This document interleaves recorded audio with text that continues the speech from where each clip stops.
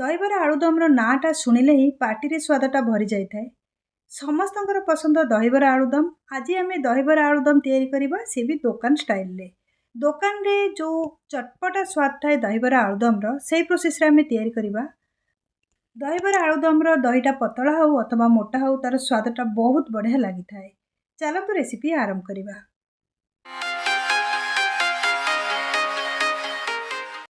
ପ୍ରଥମେ ଆମେ ଦହିବରା ତିଆରି କରିବା। ସେଥିପାଇଁ ମୁଁ ଏଠି ଗୋଟେ ତାଟିଆ ବିରି ନେଇଯାଇଛି। ଆପଣ ଗୋଟେ କପ୍ ଯଦି ନେଇଯାଉଛନ୍ତି ବିରି ଡାଲି, ତା ଦେହରେ ବହୁତ ଗୁଡ଼ାଏ ବରା ବନିକି ତିଆରି ହେବ। କ୍ୱାଣ୍ଟିଟି ଆପଣଙ୍କ ଉପରେ ଡିପେଣ୍ଡ କରେ, କେତେ ଜଣଙ୍କ ପାଇଁ ଆପଣ ତିଆରି କରିବେ ସେଇ ହିସାବରେ ବିରିକୁ ନେବେ। ବିରିରେ ପାଣି ପକାଇଦେବା। 3ରୁ 4 ଥର ବିରିକୁ ପ୍ରଥମେ ଭଲରେ ଧୋଇ ନେବା। ତାପରେ ଆକୁ ଆମେ କଭର କରିକି କମ୍ ସେ କମ୍ 4ରୁ 5 ଘଣ୍ଟା ପର୍ଯ୍ୟନ୍ତ ବତୁରିବାକୁ ଦେବା। ବିରିଟା ଯେତେ ଭଲରେ ବତୁରିବ, ବ୍ଲେଣ୍ଡ କଲା ବେଳକୁ ତାର ଯେଉଁ ପେଷ୍ଟଟା ସେତେ ବଢ଼ିଆରେ ତିଆରି ହେବ। ବର୍ତ୍ତମାନ ଆକୁ ଘୋଡ଼େଇ ଦେବା ଆଉ କମ୍ ସେ କମ୍ 4 ଘଣ୍ଟା ପରେ ଚେକ୍ କରିବା। 4 ଘଣ୍ଟା ପରେ ହେଇସାରିଲାଣି, ତ ଏବେ ଆମେ ଚେକ୍ କରିନେବା। ପୁଣି ଥରେ ଆମେ ବିରିକୁ 2ରୁ 3 ଥର ଧୋଇ ନେବା, ତାପରେ ଆକୁ ବ୍ଲେଣ୍ଡ କରିବା। ଏଥିରେ ଆମେ ବିରିକି ନେଇଯିବା ପାଣିରୁ ଛାଣିକି। ବିରିରେ ଜମାରୁ ବି ପାଣି ଦେବେନି। ଯେତେ କାଠୁଆ ହେବ ବିରିଟା, ସେତେ ଭଲ ହେବ ବରାଟା। ଯଦି ପାଣିଆ ହେଇଯିବ, ବରାଟା ଚତରା ହେଇଯିବ, ଚେପ୍ଟା ହେଇକି ହେବ, ଆଉ ଭଲରେ ସେଇଟା ତିଆରି ହେବନି ମୋଟା ହେଇକି। ସେଥିପାଇଁ କି ବରାର ବିରିଟା ନିହାତି ମୋଟା ହେବା ଦରକାର। ଆକୁ ଆମେ ବ୍ଲେଣ୍ଡ କରିନେବା।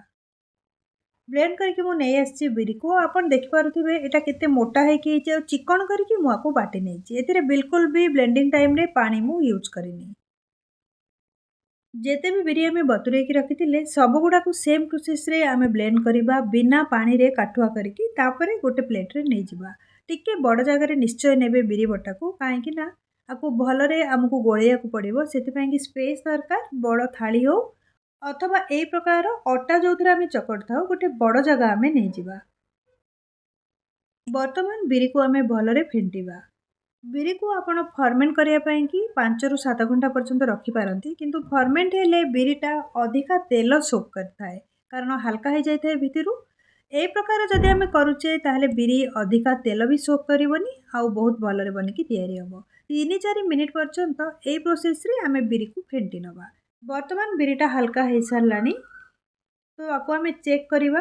ଗୋଟେ ତାଟିଆରେ ଟିକେ ପାଣି ନେଇକି ଏଇ ଟାଇମ୍ରେ ବିରିର ଗୋଟେ ବୁନ୍ଦାକୁ ଯଦି ସେଥିରେ ଆମେ ପକାଉଛେ, ତାହେଲେ ବିରିଟା ଯଦି ଭଲକି ଫେଣ୍ଟି ହେଇଥିବ, ପାଣି ଉପରେ ଭାସିବା ଆରମ୍ଭ କରିବ।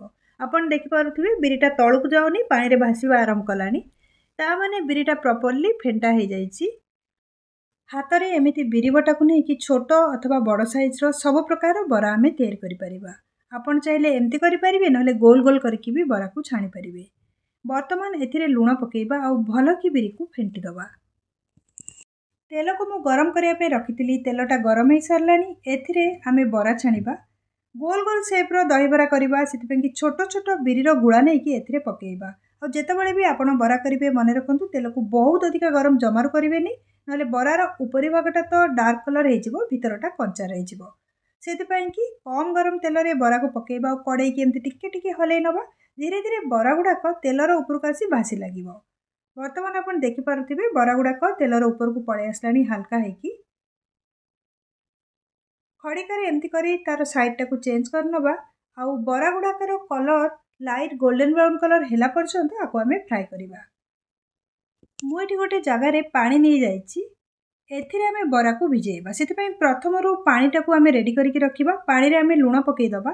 ଅଧ ଚାମଚ ଲୁଣ ଏଠି ମୁଁ ପକାଇଛି। ତା ସାଙ୍ଗରେ ନାଲି ଲଙ୍କା ଗୁଣ୍ଡ ଆଉ ଟିକେ ଭଜା ଜିରା ଗୁଣ୍ଡ ପକାଇଦେବା। ସବୁ ସାମଗ୍ରୀକୁ ଥରଟେ ଗୋଳେଇ ଦେବା। ବରା ଯେତେବେଳେ ତିଆରି ହେଇଯିବ, ଏଇ ପାଣିରେ ପ୍ରଥମେ ଆମେ ବରାକୁ ଭିଜେଇବା। ଦହିବରାର କଲର୍ଟା ଚେଞ୍ଜ ହେଇସାରିଲାଣି।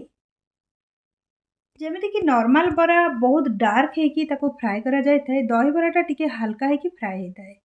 ଅଧିକା ଆକୁ ଫ୍ରାଏ କରିବା ଆଉ ଦରକାର ନାହିଁ। ଏବେ ଆମେ ତେଲରୁ ଆକୁ କାଢ଼ିକି ନେଇଯିବା।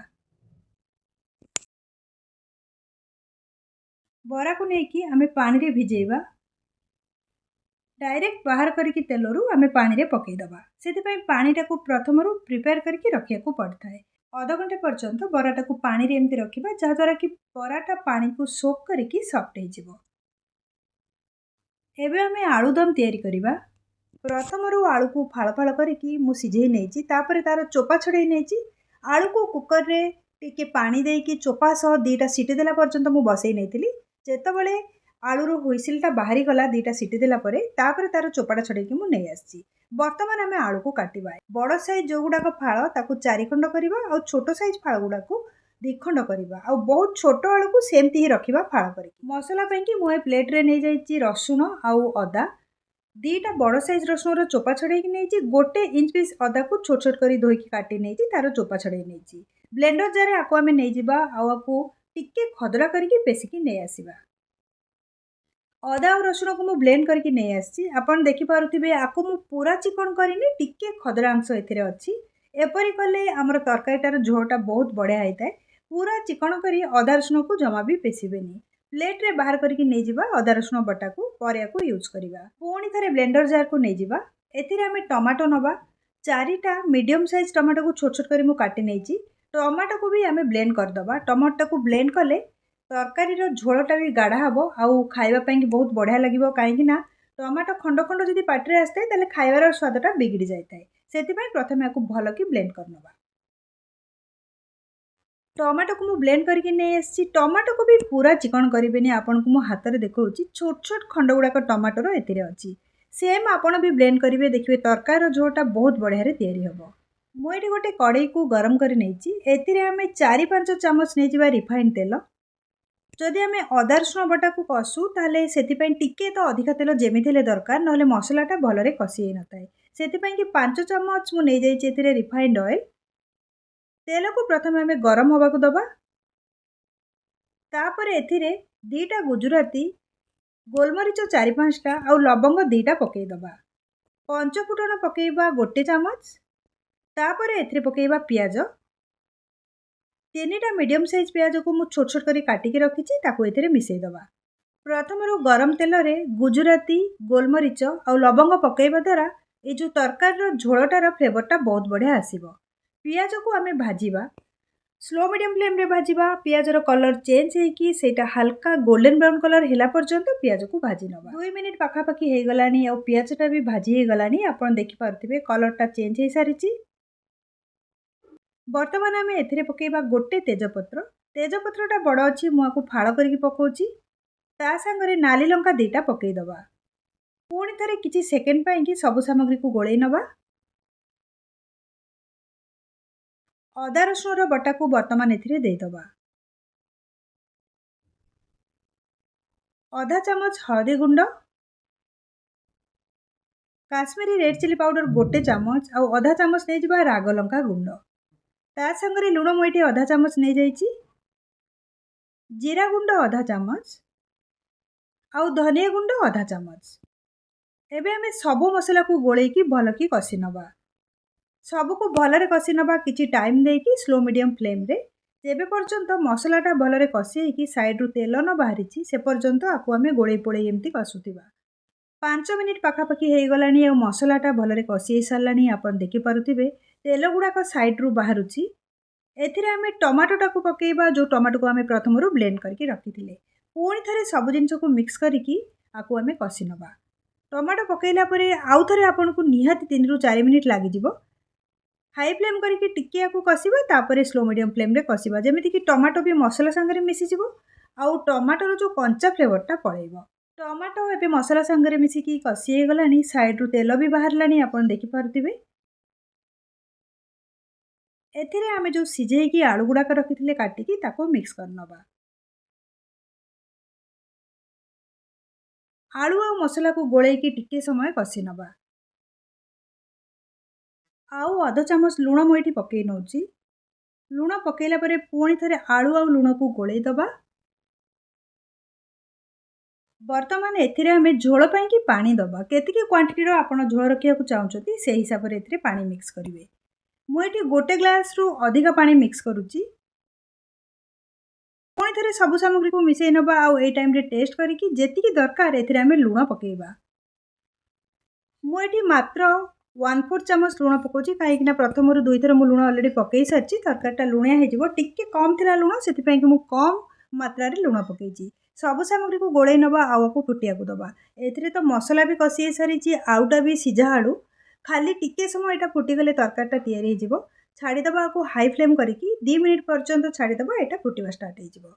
ଯେତେବେଳେ ତରକାରୀଟା ଫୁଟିବା ଷ୍ଟାର୍ଟ ହେବ ସେତେବେଳେ କାଟିଥିବା ଧନିଆ ପତ୍ରକୁ ଏଥିରେ ମିକ୍ସ କରିବା। ଧନିଆ ପତ୍ର ପକାଇବା ଦ୍ୱାରା ଆଳୁଦମର ଫ୍ଲେଭରଟା ଆହୁରି ବଢ଼ିଆ ଆସିବ। ଏବେ ଆମେ ଫ୍ଲେମ୍କୁ ବନ୍ଦ କରିଦେବା। କେହି କେହି ଗରମ ମସଲାକୁ ପୂର୍ବରୁ ପକାଇଥାନ୍ତି, ଆଉ କେହି ଗରମ ମସଲାକୁ ଶେଷକୁ ପକାଇଥାନ୍ତି। ମୁଁ କିନ୍ତୁ ଗରମ ମସଲା ଯେତେବେଳେ ବି ବ୍ୟବହାର କରେ ତାକୁ ଲାଷ୍ଟକୁ ପକାଇଥାଏ। ସେଥିପାଇଁ ଏବେ ଆମେ ଏଥିରେ ଗରମ ମସଲା ଅଧା ଚାମଚ ପକାଇ ନେବା। ପୁଣି ଥରେ ସବୁ ସାମଗ୍ରୀକୁ ଗୋଳେଇ ନେବା। ବର୍ତ୍ତମାନ ଆମର ଆଳୁଦମଟା ତିଆରି ହୋଇଯାଇଛି। ଦହିବରା ପାଇଁକି ଦହିଟା ପ୍ରିପେୟାର କରିବା। ସେଥିପାଇଁ ମୁଁ ଏଠି ଦହି ନେଇଯାଇଛି ଅଧା ଲିଟର। ଦହିକୁ ପ୍ରଥମେ ବିଟ୍ କରିନେବା। ନର୍ମାଲି ଦହିବରାର ଯେଉଁ ଦହିଟା ତ ବହୁତ ପତଳା ହୋଇଥାଏ, ସେଥିପାଇଁକି ୟାକୁ ବିଟ୍ କରିକି ଏଥିରେ ପାଣି ମିକ୍ସ କରିକି ତିଆରି କରିବା ଦହିବରାର ଦହିଟାକୁ ଭଲକି ଗୋଳେଇ ନେବା।